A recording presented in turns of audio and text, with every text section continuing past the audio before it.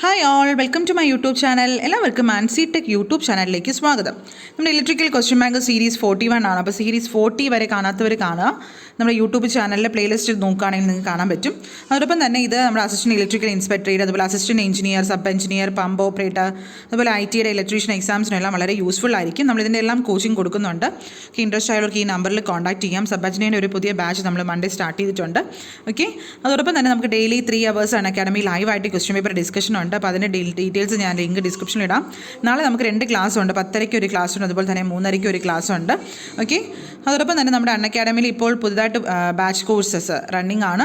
13th ജൂണിൽ start ചെയ്യാൻ പോകുന്ന ഒരു ബാച്ചാണ് ജേതാവ് 100 course for LDC main exam ആണ്. ബാച്ച് 3 ആണ്. ടോപ്പ് എഡ്യൂക്കേറ്റേഴ്സ് ആണ് ക്ലാസ് എടുക്കുന്നത്. അതുപോലെ 1 ജൂലൈ സ്റ്റാർട്ട് ചെയ്യുന്ന 70 course for secretary assistant or degree level exams. Okay, top educators ആണ് ക്ലാസ് എടുക്കുന്നത്. അതുപോലെ തന്നെ complete course on HSC social science 23rd ജൂണിൽ സ്റ്റാർട്ട് ചെയ്ത ബാച്ചാണ്. 2 സാറുമാരാണ് ക്ലാസ് എടുക്കുന്നത്. അതോടൊപ്പം തന്നെ 100 കോംപ്രിഹെൻസീവ് കോഴ്സ് നേരത്തെ LGS മെയിൻ എക്സാം ജേതാവിൻ്റെ 17th ജൂൺ സ്റ്റാർട്ട് ചെയ്ത ബാച്ചും റണ്ണിംഗ് ആണ്. ദിശയുടെ 120 batch course for 12th level main exam 2nd ജൂണിൽ സ്റ്റാർട്ട് ചെയ്ത ബാച്ചും റണ്ണിംഗ് ആണ്. ഡിഫറെൻറ്റ് ടെസ്റ്റ് സീരീസ് ഉണ്ടാവും. ഇപ്പോൾ Monday to Saturday 8 PM 20 minutes 20 question free test based on all subjects of LDC and LGC main എക്സാമിൽ. Okay, 20 minutes 20 questions ഉണ്ടായിരിക്കും. Plus features ആണെങ്കിൽ complete syllabus, unlimited PDF notes, അതുപോലെ തന്നെ unlimited doubt clear session by top educators ആയിരിക്കും.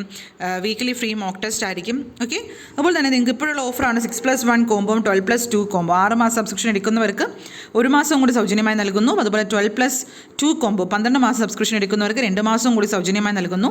ഈ offer 13th June വരെ മാത്രമേ validity ഉള്ളൂ. ഓക്കെ, നിങ്ങളുടെ മന്ത്ലി ഫീസ് ഓരോന്ന് തന്നിട്ടുണ്ട്. നിങ്ങൾക്ക് 10% ഓഫായിരിക്കുമായി referral code Sinu Ancy use ചെയ്യുകയാണെങ്കിൽ നിങ്ങൾക്ക് 10% ഓഫും ലഭിക്കും. ഓക്കെ, ഇതാണ് നമ്മുടെ academy.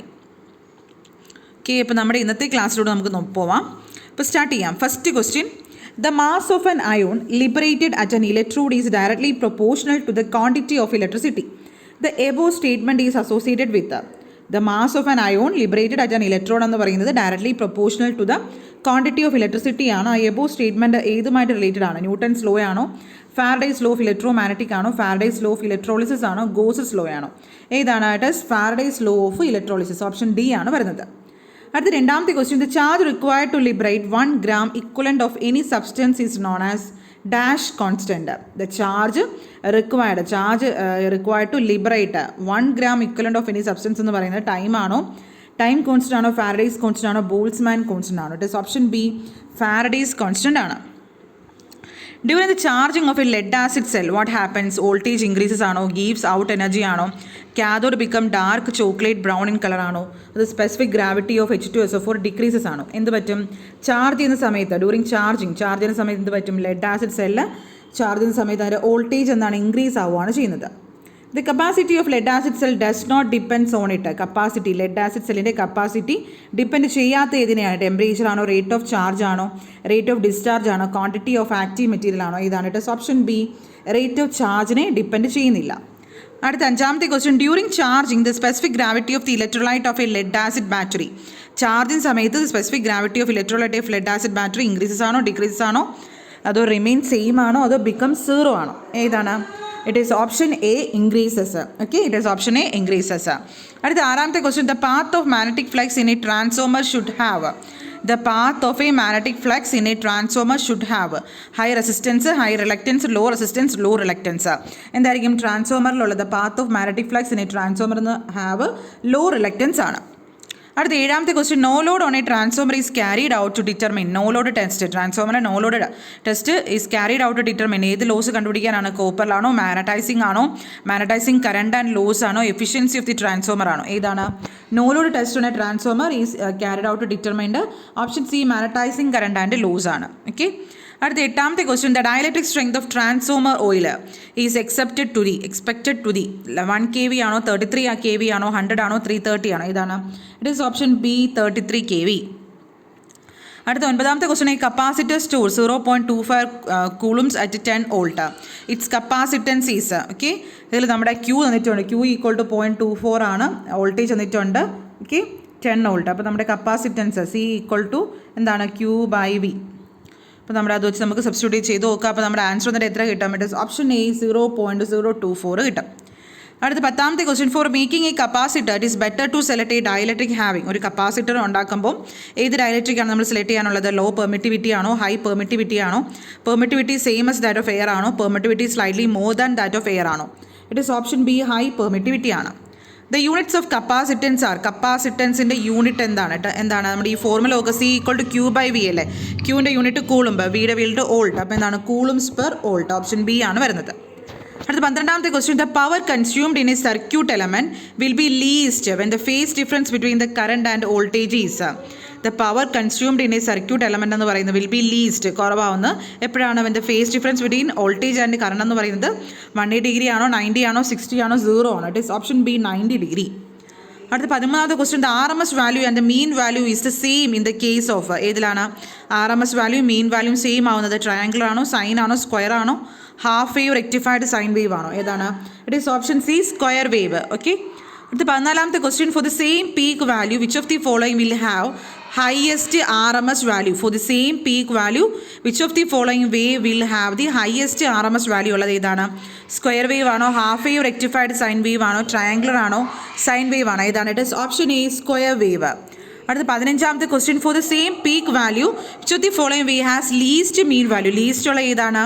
Half wave, rectified sine wave ആണോ, ട്രയാങ്കുലർ ആണോ, സൈൻ ആണോ, സ്ക്വയർ ആണോ? It is option A half wave, rectified sine wave.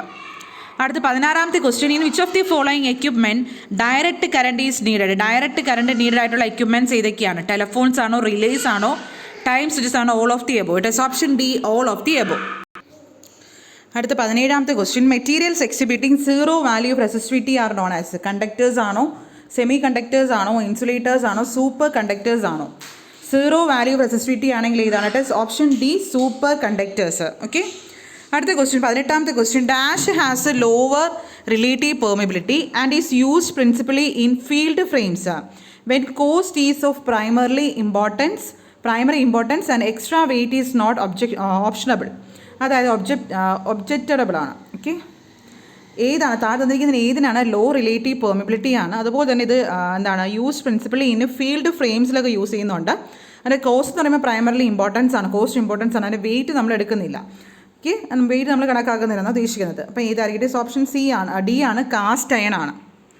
19ാമത്തെ question the minimum armature current of the synchronous motor corresponding to operation at 0 power factor leading, unity power factor 0.707 power factor lagging, 0.707 power factor leading. It is option B ആണ്, unity power factor. ഇനി synchronous motor the magnitude of the stator back EMF E and E depends upon. ഏതാണ് depend ചെയ്യുന്നത്? Stator back EMF E depends on DC excitation മാത്രമാണോ, സ്പീഡാണോ, ലോഡാണോ, both speed and rotor flux? It is option A DC excitation only. അടുത്ത 21ാമത്തെ question which of the following devices has the highest input impedance. അപ്പോൾ ഇങ്ങനത്തെ questions ഒക്കെ നോക്കി പഠിച്ചോണം. Input impedance, highest input impedance MOSFET ആണോ, ജിഫെറ്റ് ആണോ, crystal diode ആണോ, ഓർഡിനറി ട്രാൻസിസ്റ്റർ ആണോ? It is option B MOSFET. A MOSFET uses the electric field of a dash to control the channel current. Capacitor ആണോ, battery ആണോ, none of the above. It uses capacitor. The pinch of voltage in a JFET is analogous to dash voltage in a vacuum tube. Anode ആണോ, cathode ആണോ, grid cut off ആണോ, none of the above. It is grid cut off voltage ആണ് in a vacuum tube. We can control AC power in a load by connecting dash. We can control AC power in a load by connecting 2 SCRs in series ആണോ, 2 SCRs in parallel ആണോ, 2 SCRs in parallel opposition ആണോ, none of the above. It is option C ആണ്, 2 SCRs in parallel opposition ആണ്.